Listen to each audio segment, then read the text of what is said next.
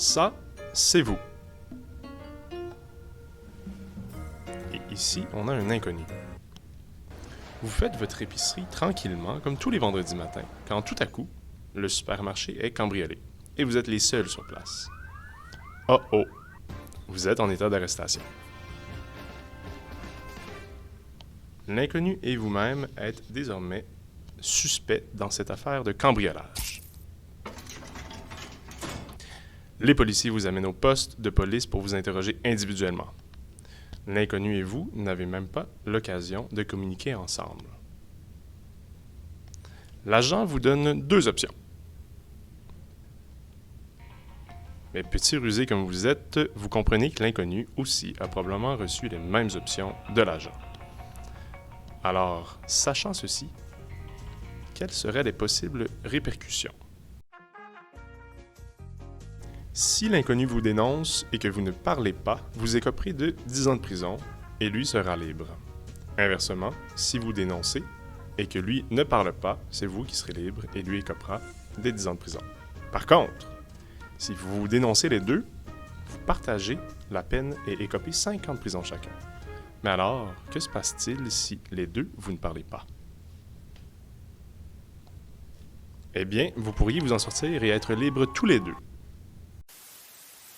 Mais revenons un peu à la réalité. Vous, quel sera donc votre choix? Faire confiance à l'autre ou sauver votre peau?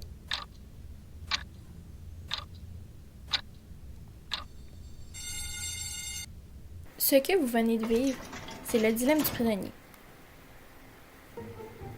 Bien qu'un brin loufoque, il reflète un dilemme social qu'on aperçoit notamment dans le cas de la théorie des jeux. Mais qu'est-ce que la théorie des jeux? Elle s'attarde à réduire les interactions en différentes parties à leurs essences et voir comment les choses interagissent dans différentes situations. On souhaite dénuder l'interaction de toute variable pour étudier un comportement de manière pure. Mais comment on fait ça? Notamment à l'aide des simulations dans lesquelles on place et isole des variables, des traits. On module aussi des facteurs dans l'environnement d'organismes et on observe leur évolution. Ça peut paraître complexe comme ça, mais c'est une façon super cool de regarder comment les gens prennent des décisions et comment leurs choix affectent les autres. On peut utiliser la théorie des jeux pour répondre à des questions comme pourquoi les stations essence sont toujours aussi proches l'une de l'autre. Mais ça se limite pas là. En gros, la théorie des jeux permet d'étudier n'importe qui quoi en interaction avec n'importe qui quoi. Naturellement, la biologie évolutive s'en a inspirée et l'utilise comme approche pour étudier les organismes, leur comportement et leur évolution. La biologie évolutive, c'est un peu comme un grand livre d'histoire qui explique comment les plantes, les animaux, les organismes et même nous, les humains, ont évolué au fil du temps afin de s'adapter à l'environnement. C'est bien beau tout ça, mais visualisons un peu ensemble qu'est-ce que ça implique concrètement. La biologie évolutive permet entre autres de comprendre pourquoi le paon mâle s'handicape et risque de ne pas pouvoir se défendre ou fuir ses prédateurs à cause de son grand plumage coloré.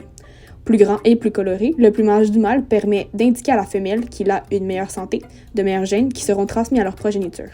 Bref, bien que ce soit encombrant, cela lui permet de se reproduire davantage, mais au coût de sa sécurité. D'un point de vue psychologique, c'est un peu la même chose. Quand on parle de psychologie évolutionniste, c'est un peu comme si on regardait dans notre livre d'histoire et qu'on essayait de comprendre pourquoi les humains, notamment nos pensées, nos émotions et nos comportements, ont évolué au fil du temps. On parle de comportements adaptatifs positifs, mais certaines émotions et comportements plus négatifs, voire néfastes, ont aussi joué un rôle dans l'évolution, comme la honte ou la colère par exemple. Cependant, il s'agit tout de même d'une façon un peu simpliste d'expliquer les comportements de l'être humain et les situations qui en découlent. Les théories des jeux ne sont pas nécessairement fidèles à la complexité des interactions sociales.